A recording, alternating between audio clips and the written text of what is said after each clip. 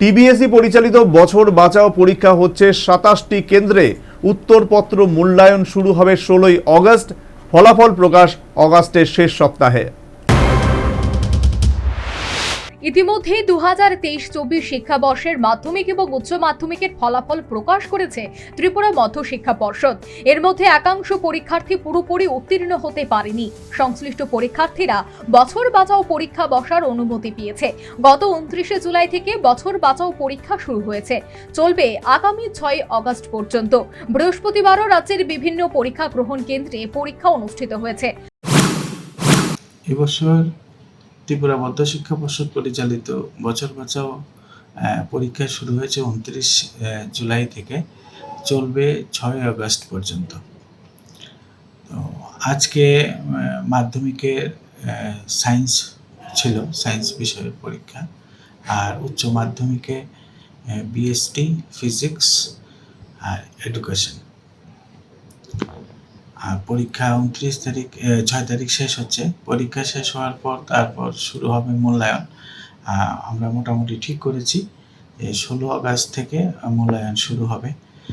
আশা করছি 4-5 দিনের মধ্যেই বছর বাঁচাও অ্যান্সার স্ক্রিপ্টের মূল্যায়ন শেষ হবে। আর আগস্টের শেষ সপ্তাহ নাগাদ আমরা রেজাল্টও বের করে নিতে পারবো। ত্রিপুরা মধ্য শিক্ষা পর্ষদের সচিব ডক্টর দুলাল দে জানিয়েছে, উচ্চ মাধ্যমিকে এবছর 4236 জন বছর বাঁচাও পরীক্ষার্থীদের মধ্যে পরীক্ষায় বসেছে 3815 জন। অপরদিকে মাধ্যমিকে 3209 জন পরীক্ষার্থীদের মধ্যে পরীক্ষায় বসেছে 2762 জন। রাজ্যে মোট 27টি কেন্দ্রে এই পরীক্ষা গ্রহণ করা হচ্ছে। এবার মাধ্যমিকে বছর বাঁচাও পরীক্ষার্থী হচ্ছে 2762 জন, আর উচ্চ মাধ্যমিকে 3815 জন। আর মাধ্যমিকে যারা ম্যাথ বেসিক নিয়ে পাশ করেছে এমন 27 জন ক্যান্ডিডেট, ওরা ম্যাথ স্ট্যান্ডার্ড পরীক্ষা দিতে চায়, ওরা বসছে। এবার ম্যাথ স্ট্যান্ডার্ড পরীক্ষা দিলে ওরা ক্লাস 11-এ ম্যাথমেটিক্স নিয়ে পড়তে পারবে।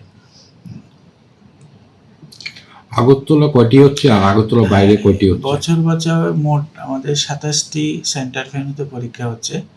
এর মধ্যে 2টো হচ্ছে আগরতলাতে, আর বাকি 25টি আগরতলার বাইরে। আগরতলা যে 2টোতে। সে সাথে তিনি জানিয়েছেন, বছর বাঁচাও পরীক্ষার জন্য রাজ্যে যে 27টি পরীক্ষা গ্রহণ কেন্দ্র রয়েছে তার মধ্যে 2টি কেন্দ্র রয়েছে রাজধানী আগরতলায়। এর মধ্যে একটি হচ্ছে কামিনী কুমার মেমোরিয়াল দ্বাদশ শ্রেণী বিদ্যালয় এবং অপরটি হচ্ছে নেতাজি সুভাষ বিদ্যা নিকেতন।